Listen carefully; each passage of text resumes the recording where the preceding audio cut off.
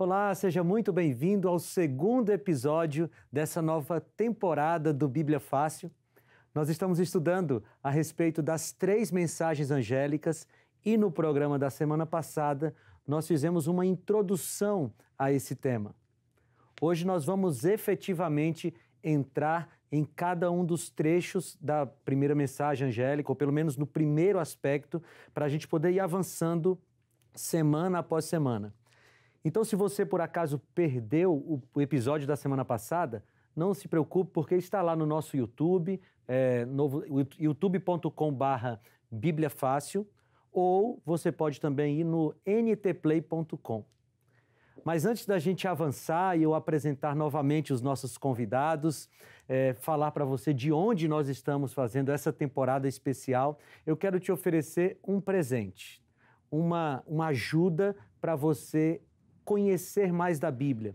Talvez esses temas do Apocalipse sejam temas que causam um certo medo em você, ou talvez você não tenha muita confiança em estudar os temas do Apocalipse, porque acha que eles são muito difíceis. Mas deixa eu te falar uma coisa, eu tenho aqui um material na minha mão que vai ajudar você a compreender melhor as profecias de Daniel e as profecias do Apocalipse. Esse material aqui, A Cura do Pecado, vou mostrar mais de perto para você.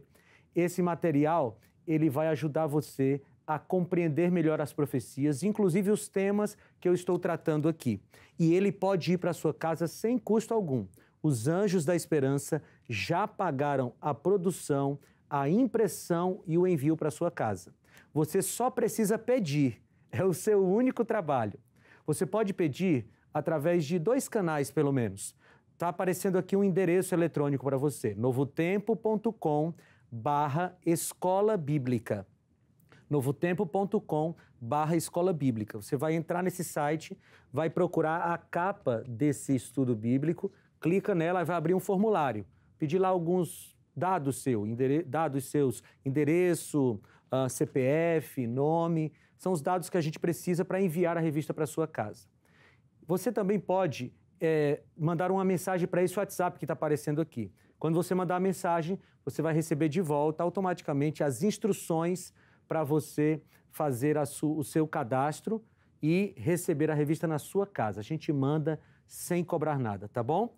Você também pode ligar no horário comercial para 12 21 27 31 21. No horário comercial, a gente tem uma equipe para te atender, tá bom? Vou trocar aqui minha revista pela minha Bíblia e vou cumprimentar os nossos amigos convidados. Nós estamos aqui nessa temporada em Dallas, nos Estados Unidos, e reunimos aqui amigos na nossa sala aqui de estudos para a gente poder estudar o tema das 3 mensagens. Eu quero cumprimentar de novo. Larissa, seja bem-vinda.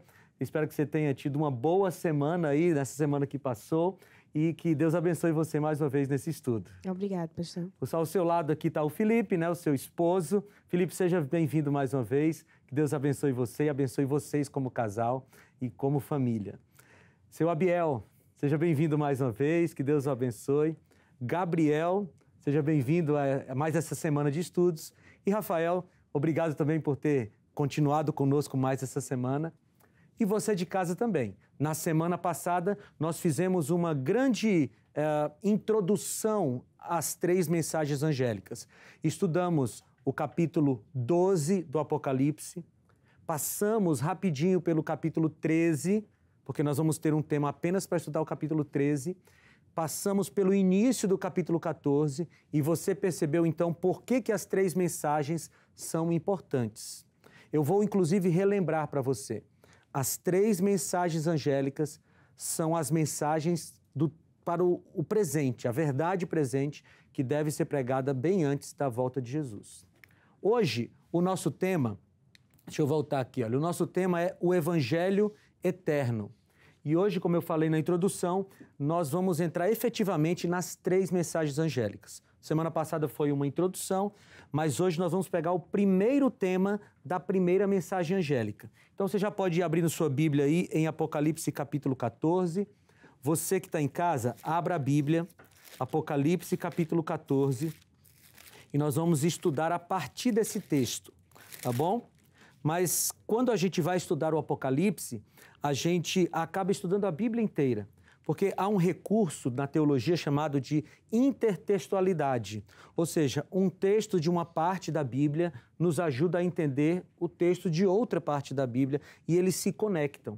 E para entender o Apocalipse, nós precisamos recorrer ao Antigo Testamento. A gente vai para o Antigo Testamento, olha as imagens que tem lá e elas nos ajudam a explicar essas imagens do Apocalipse. Então, como a gente vai fazer todas as semanas, eu quero ler com você as 3 mensagens angélicas para a gente poder relembrá-las, tá bom? Eu vou ler aqui, ó. Vi outro anjo voando pelo meio do céu, tendo um evangelho eterno para pregar aos que habitam na terra e a cada nação, tribo, língua e povo, dizendo com voz forte: temam a Deus e deem glória a Ele, pois é chegada a hora em que Ele vai julgar. E adorem aquele que fez o céu, a terra, o mar e as fontes das águas. Seguiu-se outro anjo, o segundo, dizendo: caiu, caiu a grande Babilônia, que fez com que todas as nações bebessem o vinho do furor da sua prostituição. Seguiu-se a estes outro anjo, o terceiro, dizendo com voz forte: se alguém adora a besta e a sua imagem e recebe a sua marca na testa ou na mão, também esse beberá do vinho do furor de Deus, preparado sem mistura no cálice da sua ira, e será atormentado com fogo e enxofre diante dos santos anjos e na presença do Cordeiro. A fumaça do seu tormento sobe para todos sempre. E os adoradores da besta e da sua imagem, e quem quer que receba a marca do nome da besta, não tem descanso algum, nem de dia, nem de noite. E aí termina a terceira mensagem dizendo: aqui está a perseverança dos santos, os que guardam os mandamentos de Deus e a fé em Jesus. Essas são as 3 mensagens angélicas, mas hoje nós vamos nos concentrar nesse primeiro trecho aqui.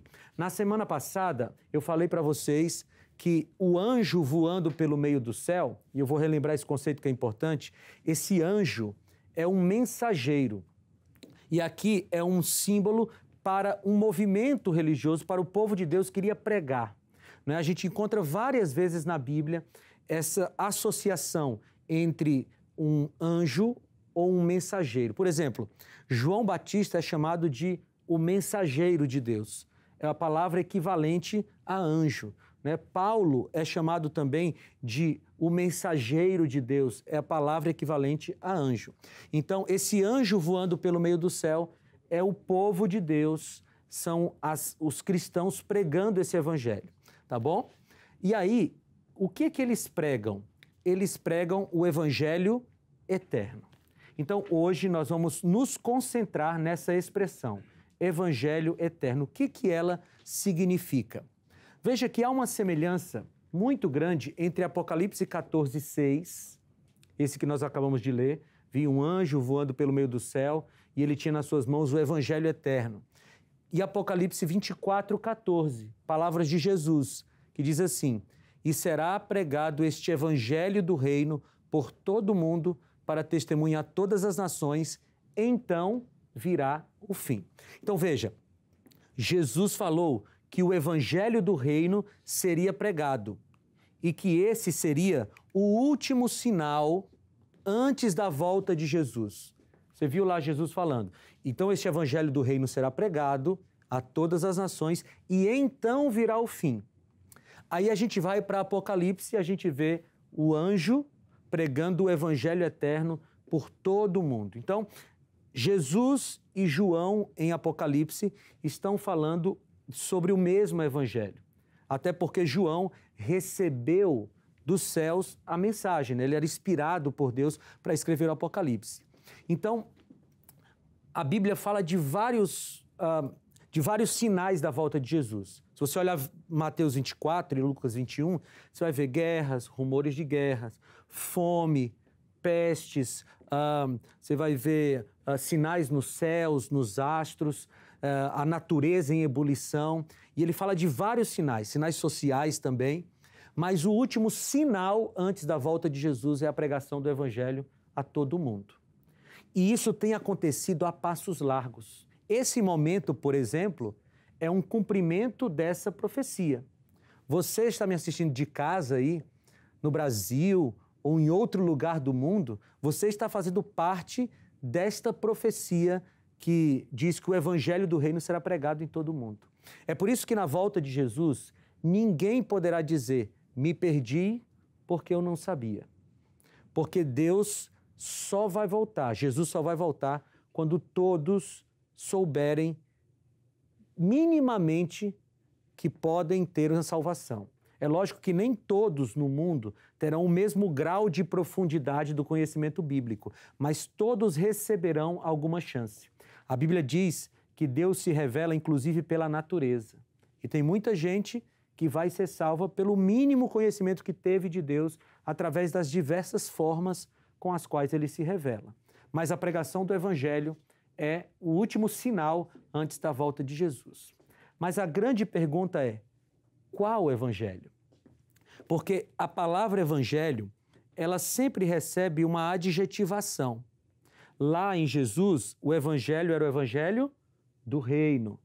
Aqui em Apocalipse 14, o Evangelho é o Evangelho eterno. Por que Jesus, João, adjetivam a palavra Evangelho? Porque, infelizmente, ao longo da história do cristianismo, outros evangelhos falsos, no caso, foram surgindo. Olha esse texto que eu quero ler para vocês. Gálatas, capítulo 1, versículo 6. Se você estiver em casa, também acompanhe aí na sua Bíblia. Eu quero até fazer um acordo com você que está em casa. Faz o seguinte, não acredita em tudo que eu estou falando, a menos que eu te prove na Bíblia. Vamos combinar assim? Porque tem muita gente por aí dizendo que fala da Bíblia, que fala do Evangelho em nome de Deus, mas apenas a Bíblia é autoridade. Então, você confere se o que eu estou falando está na Bíblia mesmo, combinado? Vamos lá, olha, Gálatas capítulo 1, versículo 6 diz assim, é Paulo falando para a igreja da Galácia. Ele diz assim, ou escrevendo para a igreja da Galácia, estou muito surpreso em ver que vocês estão passando tão depressa daquele que os chamou na graça de Cristo para outro evangelho.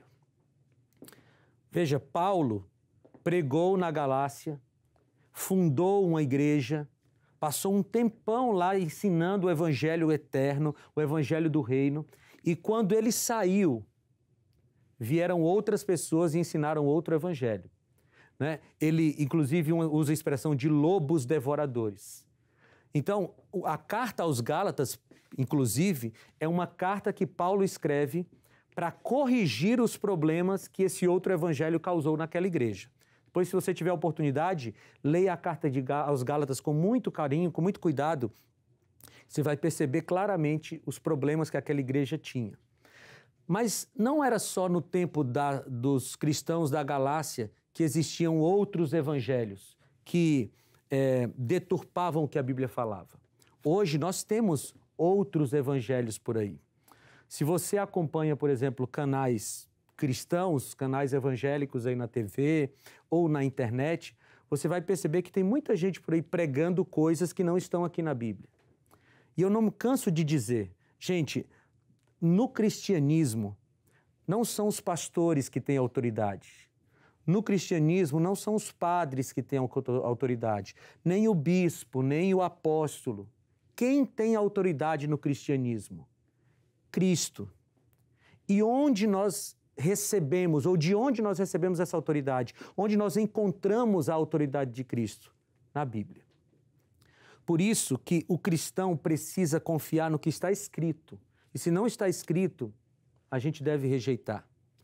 Você quer ver? Nós temos, por exemplo, muito propagado, pelo menos no Brasil, é muito propagado, o evangelho da prosperidade. Né? E tem muita gente por aí tentando convencer as pessoas de que quando você aceita Jesus, nunca mais você vai ter problema financeiro, sua conta bancária vai ficar cheia, você não vai mais adoecer, prometendo coisas que não estão na Bíblia. Outro evangelho, que não é o evangelho bíblico. Você quer ver outro exemplo?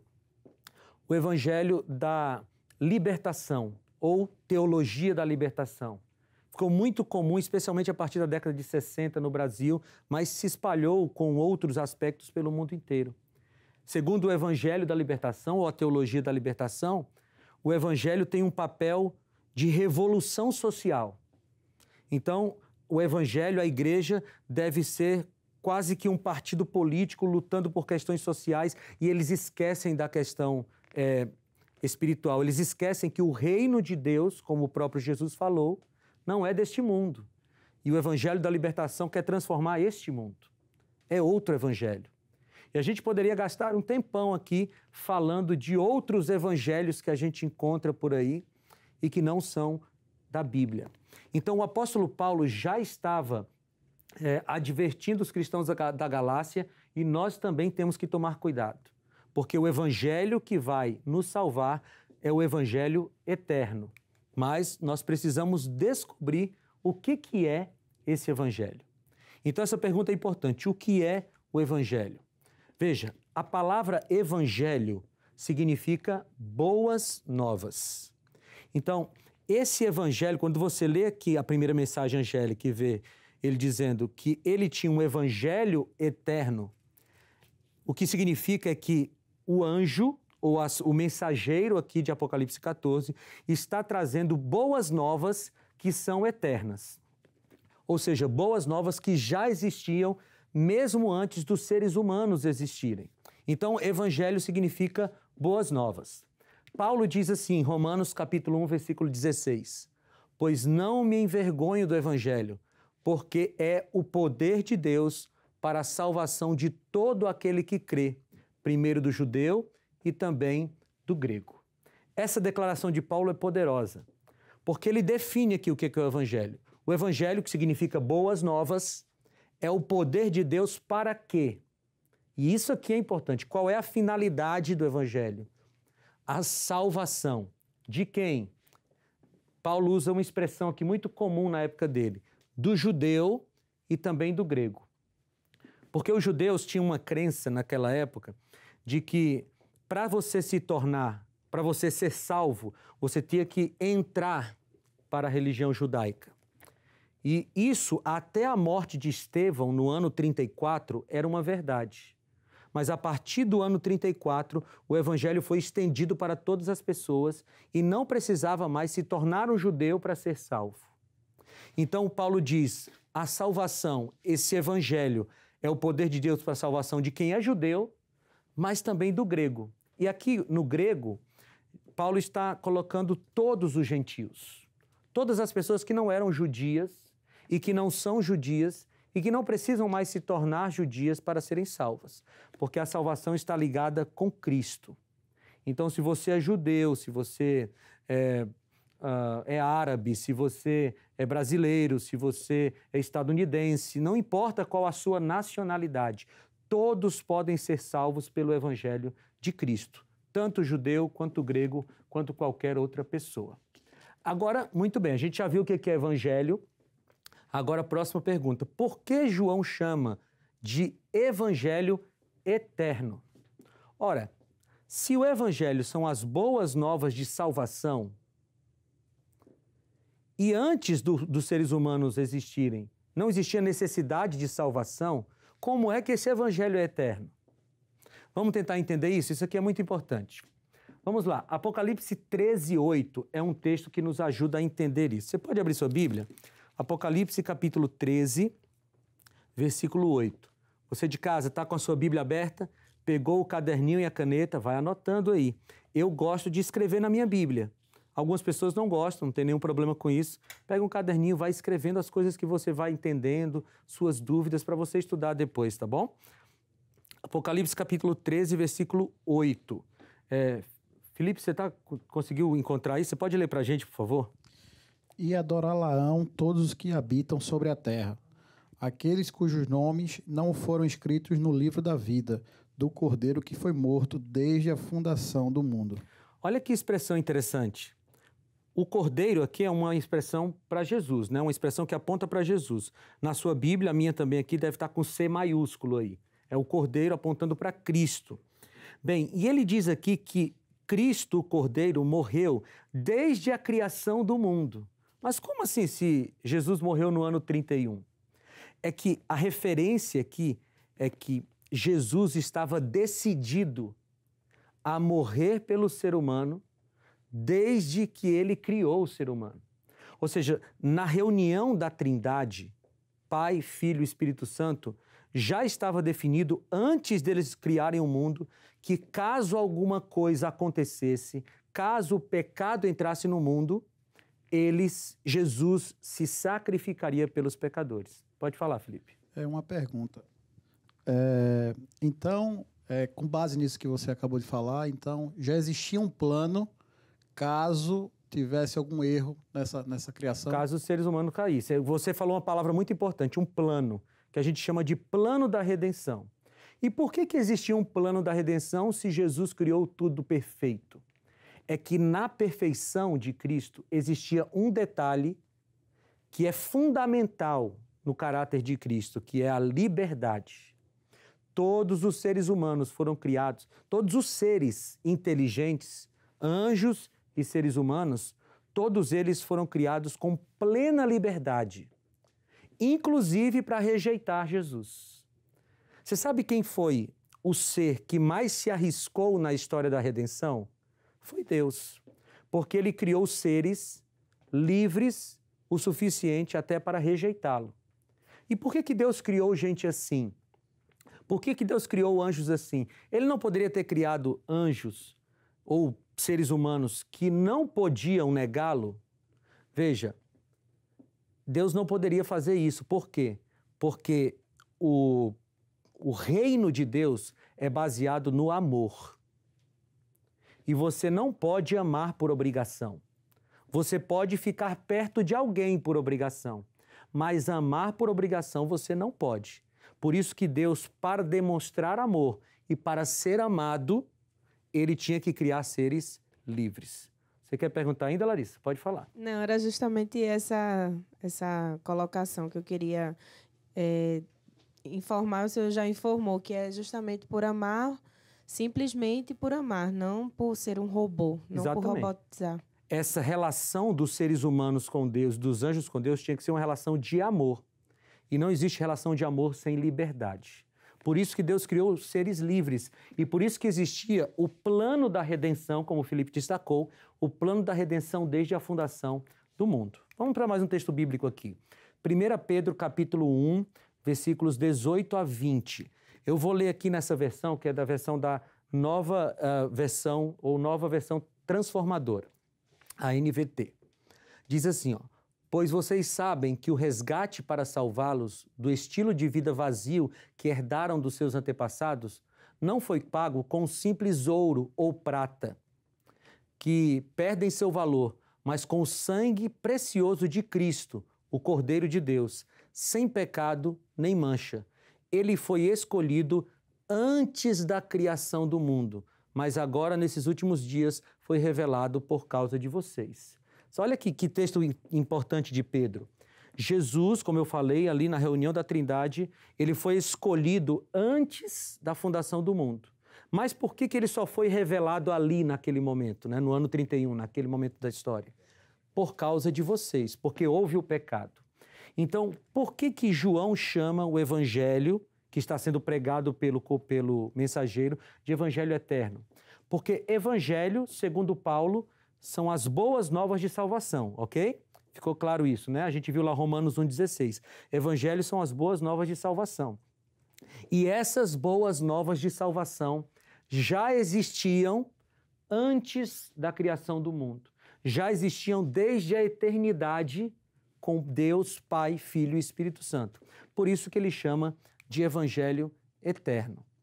Agora, a grande pergunta é: por que Jesus foi morto? O que ele fez para morrer?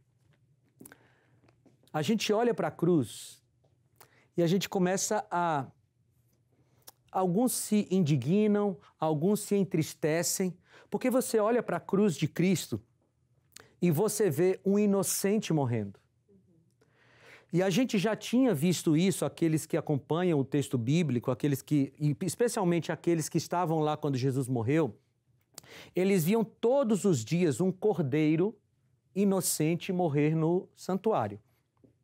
O pecador levava lá o seu cordeirinho entregava para o sacerdote, o cordeirinho era sacrificado numa representação, como se os pecados do pecador fossem levados ou transferidos para o cordeirinho. Mas o cordeirinho não tinha cometido nenhum pecado, né? O que foi que aquele cordeirinho fez para morrer? Nada. E a gente tem de novo na cruz alguém que não fez nada, mas morreu no lugar daqueles que fizeram. Então, por que Jesus foi morto? O que ele fez? A grande resposta é nada. Mas para a gente entender a morte de Jesus, os motivos desse sacrifício, a gente precisa dar algum passeio aqui pelo Novo Testamento. E a gente vai começar ali pelo Getsêmani. Olha o que diz Mateus, capítulo 26, versículos 37 e 38. Você quer abrir sua Bíblia? Mateus, capítulo 26, versículos 37 e 38. Eu vou ler aqui na minha Bíblia. Capítulo 26, versículos 37 e 38. Jesus está no Getsêmani e ele diz o seguinte, ó: disse-lhe então, são palavras de Jesus, a minha alma está profundamente triste, numa tristeza mortal. Fiquem aqui e vigiem comigo. Indo um pouco mais adiante, prostrou-se com o rosto em terra e orou: meu Pai, se possível, afasta de mim este cálice. Contudo, não seja como eu quero, mas sim como tu queres. Tenta imaginar essa cena. Jesus, que era Deus, 100% Deus e 100% homem, era uma natureza singular. Ninguém no universo tem a natureza que Cristo tem, nem o Pai, nem o Espírito Santo, porque o Pai e o Espírito Santo são apenas Deus.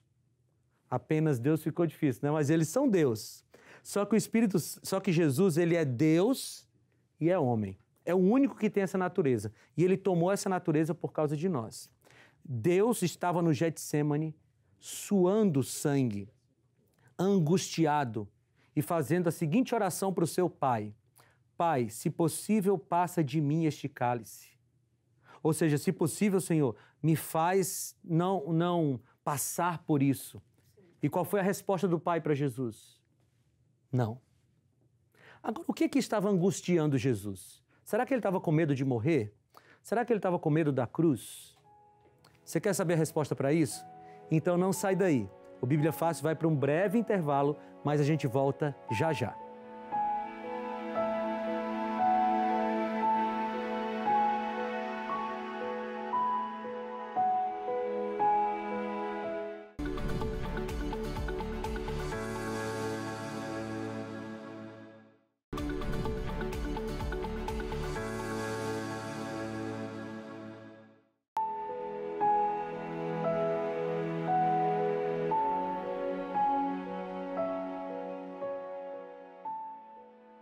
Estamos de volta com o seu Bíblia Fácil, nessa nossa temporada especial a partir aqui de Dallas, nos Estados Unidos. E eu quero aproveitar para agradecer ao pastor Manolo, que é o pastor da Igreja Adventista de Língua Portuguesa aqui em Dallas, a Igreja Adventista que nos cedeu esse espaço, e aos nossos convidados que estão aqui. Muito obrigado por terem vindo.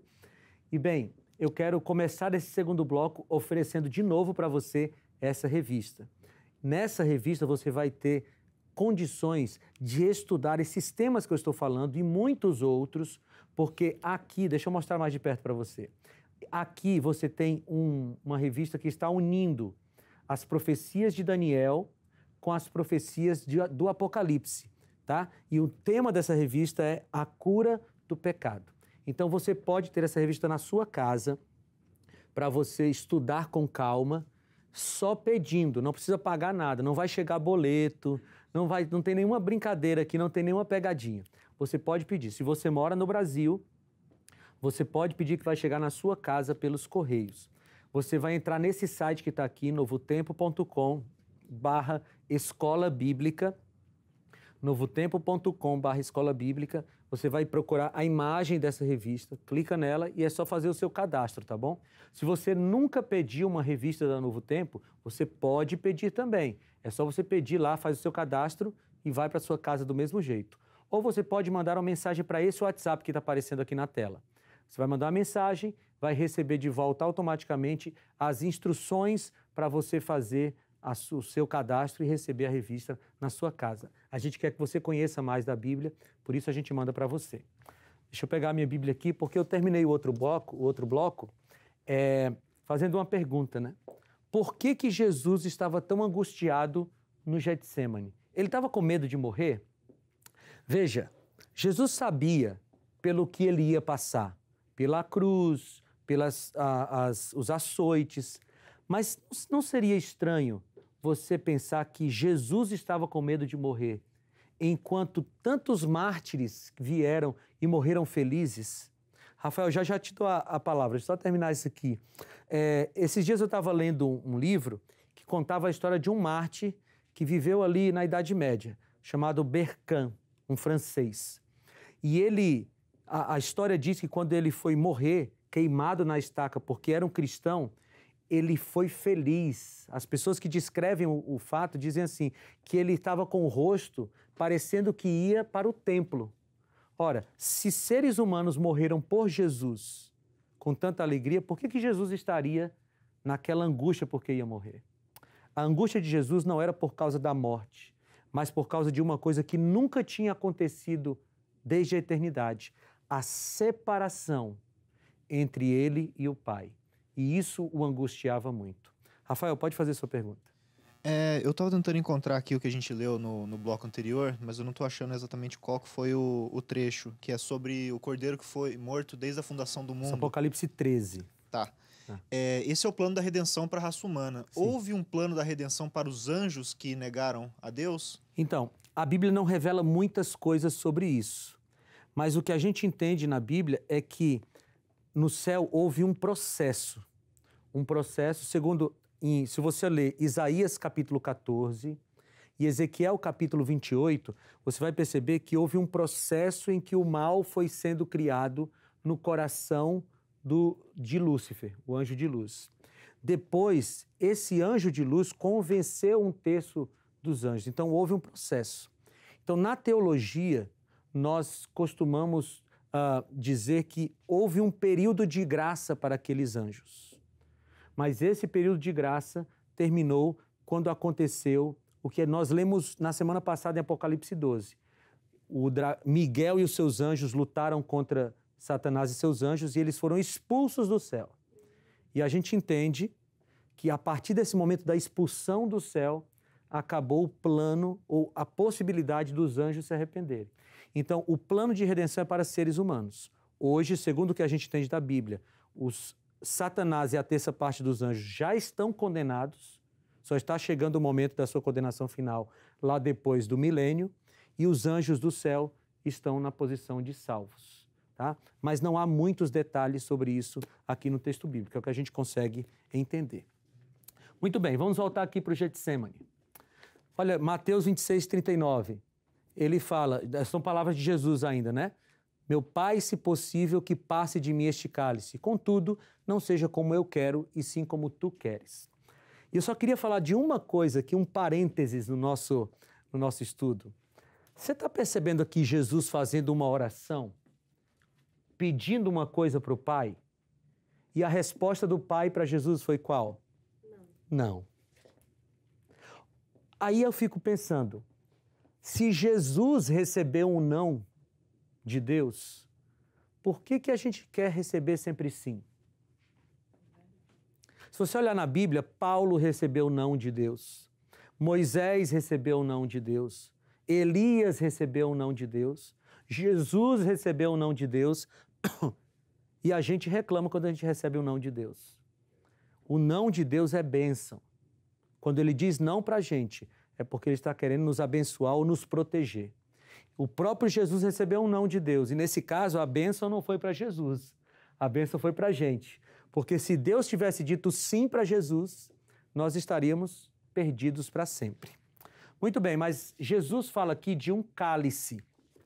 O objeto que causava tanto sofrimento, tortura e dor em Jesus, o que lhe provocava tanta aflição era um cálice, porque ele diz, afasta de mim este cálice. Vamos tentar encontrar na Bíblia o que significaria este cálice.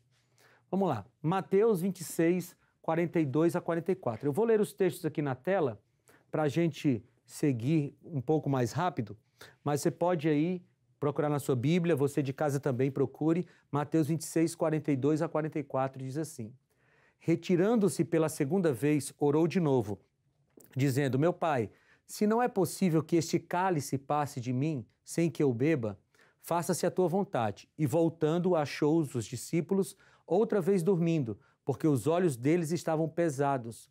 Deixando-os novamente, foi orar pela terceira vez, repetindo as mesmas palavras, ou seja, se possível, passa de mim este cálice sem que eu o beba. Agora vamos aqui para Hebreus, capítulo 5, versículo 7. Aqui tem de novo essa referência.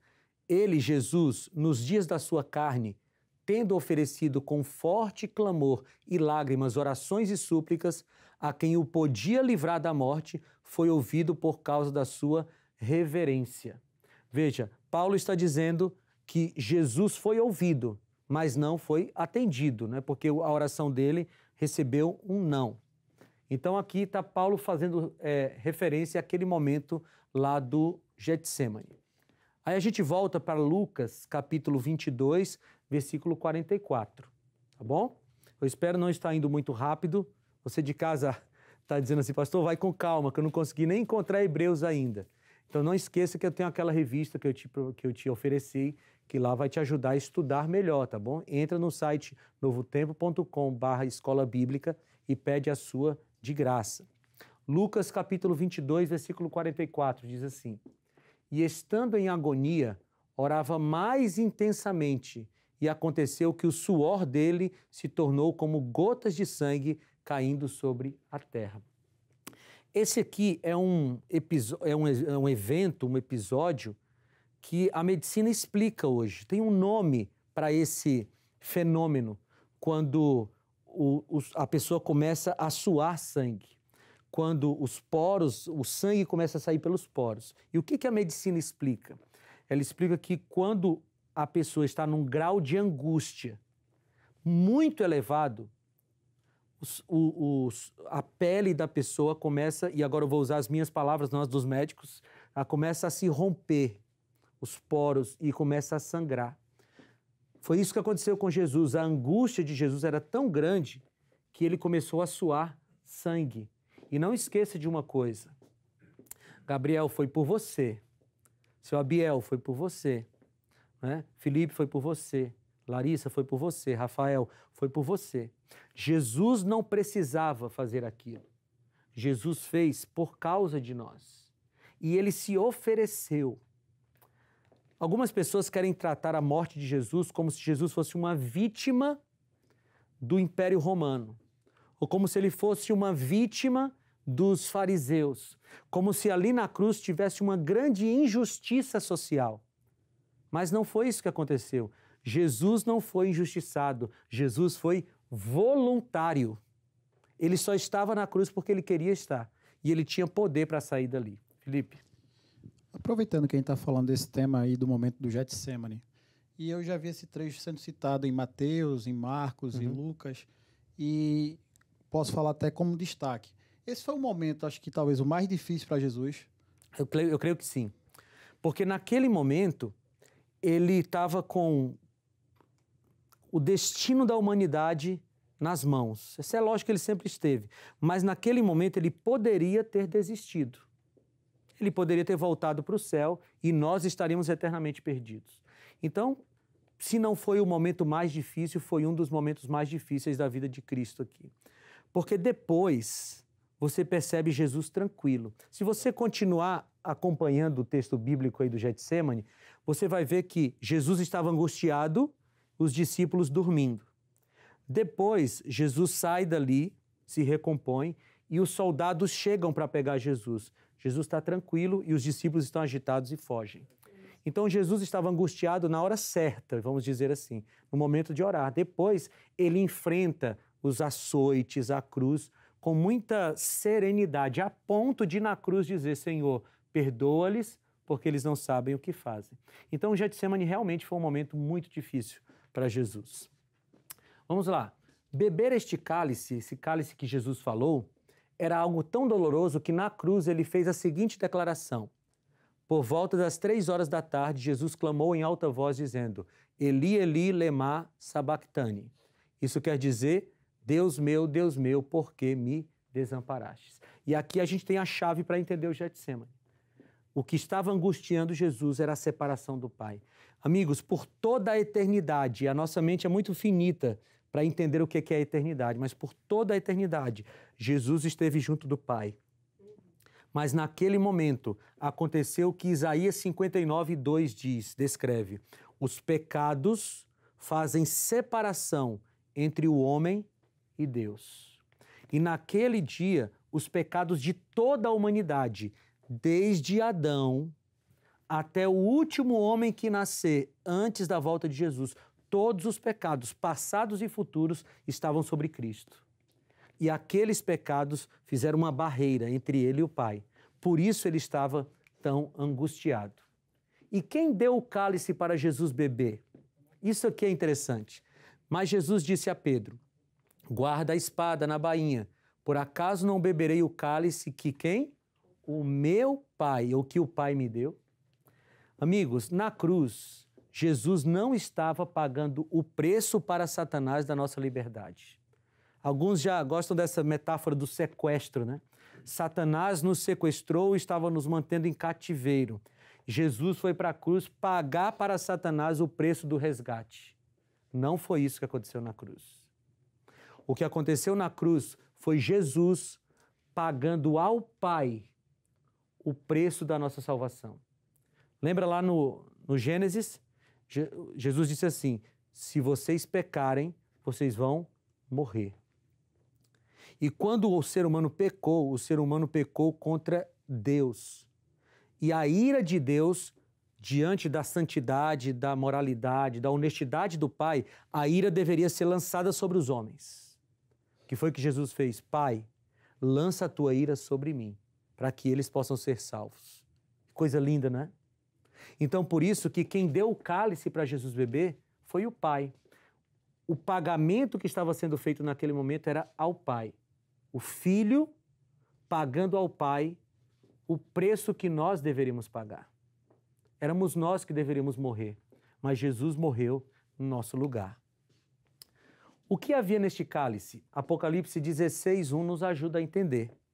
Diz assim: ouvi uma voz forte vinda do santuário dizendo aos 7 anjos: vão e derramem sobre a terra as 7 taças da ira de Deus. Aqui de novo a gente vê o número 7 como o número da totalidade, o número da perfeição. Então, o que tinha nessa taça ou nesse cálice? A ira de Deus o Pai. Deus se ira? Sim. Deus se ira contra o pecado. Deus se ira contra o mal. E aqui, nas taças, tem a ira de Deus. Agora, olha que coisa bonita, gente. Romanos 8:32 diz assim: Deus não poupou o seu próprio Filho. Isaías 53:12 diz: foi da vontade de Deus esmagá-lo, moê-lo. Alguns aqui têm filhos. E eu acho que quando tem filho, a gente compreende um pouco mais o que foi que Jesus fez na cruz, o que foi que Deus o Pai fez. Por quê? Eu tenho 2 filhos, o Daniel e o Luca. E se alguém chegasse para mim e dissesse assim: Pastor Felipe, para salvar esse grupo de pessoas aqui, você tem que dar a vida do seu filho Daniel. Ele tem que morrer para salvar esse grupo de pessoas. Amigos, me perdoem, eu não quero decepcionar vocês, mas eu não daria o meu filho. E eu acho que vocês não dariam o filho de vocês por ninguém. E isso faz com que o que Deus fez por nós seja muito mais forte. Porque Deus não poupou o seu próprio filho. Por quem? Por mim. Por você. Por todos nós. Mas eu não gosto de pensar no nós. Eu gosto de pensar no individual. Foi por mim. Tudo aquilo que Jesus fez foi por mim. E como Deus salva o pecador sem deixar de ser justo? Aqui, ó. Porque Deus amou o mundo de tal maneira que deu seu Filho unigênito, para que todo o que nele crê não pereça, mas tenha a vida eterna. Gálatas 3:13. Cristo nos resgatou da maldição da lei, fazendo-se Ele próprio maldição em nosso lugar. Bem, alguns, por escolha própria, beberão o cálice da ira de Deus. Apocalipse 14, 9 e 10 diz que aquele que adora a besta e a sua imagem, nós vamos estudar quem é essa besta e qual é essa imagem, aquele que adora a besta e a sua imagem vai beber do vinho do furor de Deus, no cálice da sua ira. Seres humanos beberão do cálice da ira de Deus. Mas quem serão esses seres humanos? Aqueles que escolheram não ficar com Jesus.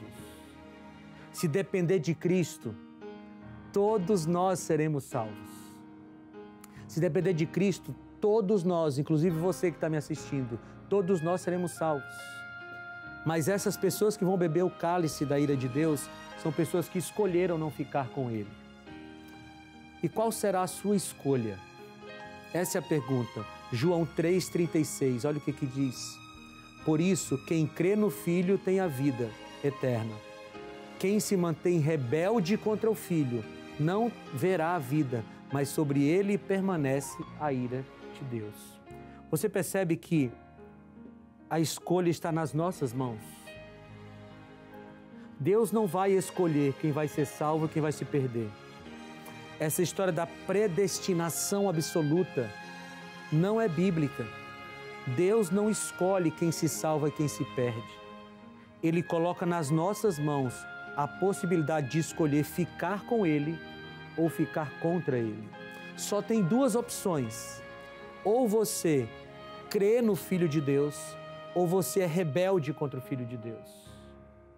E apenas os rebeldes, aqueles que rejeitam o Filho de Deus, serão alvo da ira de Deus, beberão do cálice da ira de Deus. É por isso que, para mim, o Evangelho Eterno é tão bonito. Eu acho que a gente conseguiu compreender o que é o Evangelho Eterno de Apocalipse 14, versículo 6. O Evangelho Eterno é a boa nova de que nós podemos ser salvos em nome de Jesus. Amigos, não existe ninguém que foi tão longe que não possa ser alcançado por Jesus. Você de casa, você não foi longe demais. Talvez você esteja me assistindo de dentro de uma prisão. Você não foi longe demais. Jesus pode salvar você. Porque Jesus foi tratado como nós deveríamos ser tratados, para que nós tivéssemos a possibilidade de receber a vida que só Ele tinha direito. É por isso que não tem como não amar um Jesus desse. Não tem como não se entregar para um Jesus desse. Porque Ele fez por nós aquilo que nós não poderíamos fazer. Eu queria que você ficasse meditando na sua vida e na entrega que você tem que fazer para Jesus. Que você ficasse meditando na sua vida e na entrega que você tem que fazer para Jesus enquanto você ouve o hino que se segue.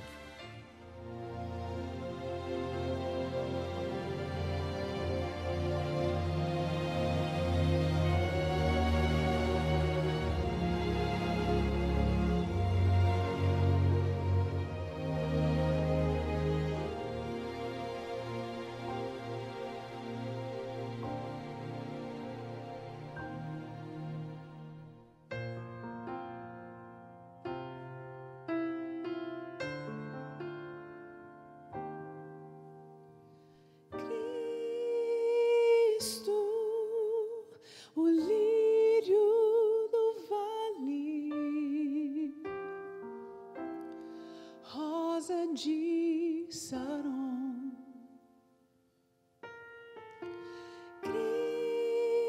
Cristo, o meigo e bom pastor,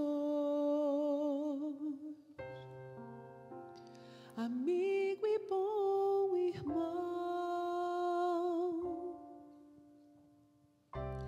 O Pai da eternidade, Cristo, o grande general, o Pai de amor eterno, Cristo, o vencedor do mal.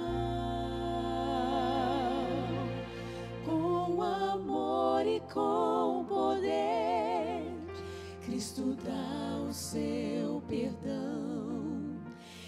é vida, basta crer. É verdade, salvação. Este nome é eficaz. Nome igual jamais foi visto. Este nome traz a paz. Cristo.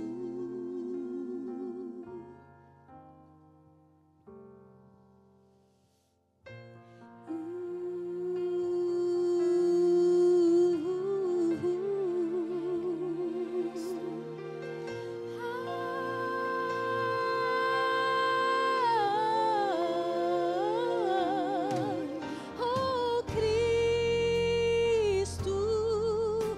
a estrela da manhã,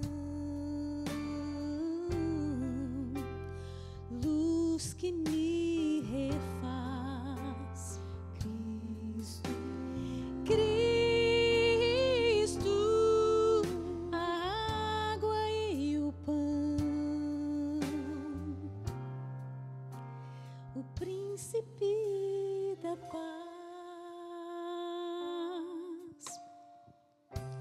Deus forte, conselheiro, Cristo, autor da nossa fé, a pedra de esquina, Cristo, é vida a quem quiser.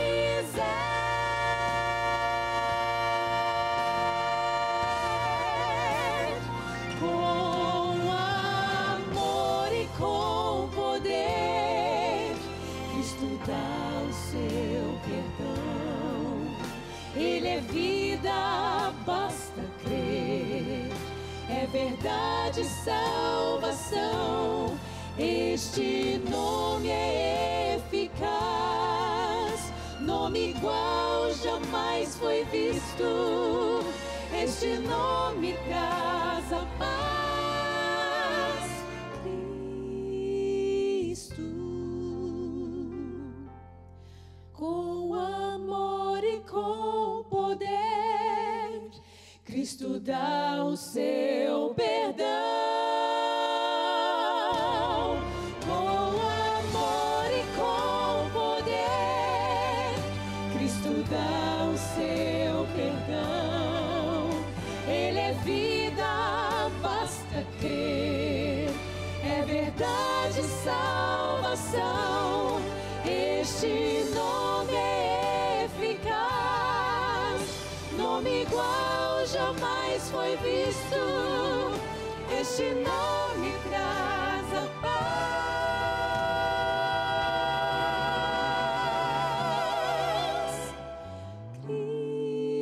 Cristo. Oh, Cristo.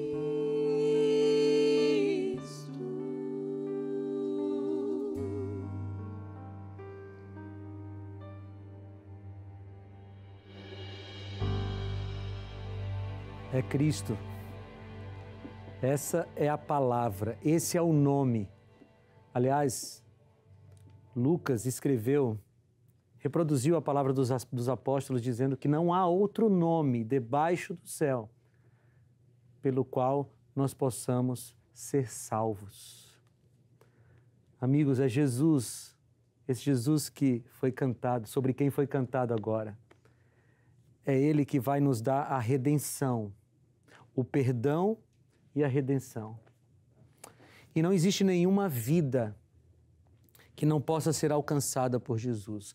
A única barreira que pode impedir que Cristo chegue na vida de alguém é a escolha humana.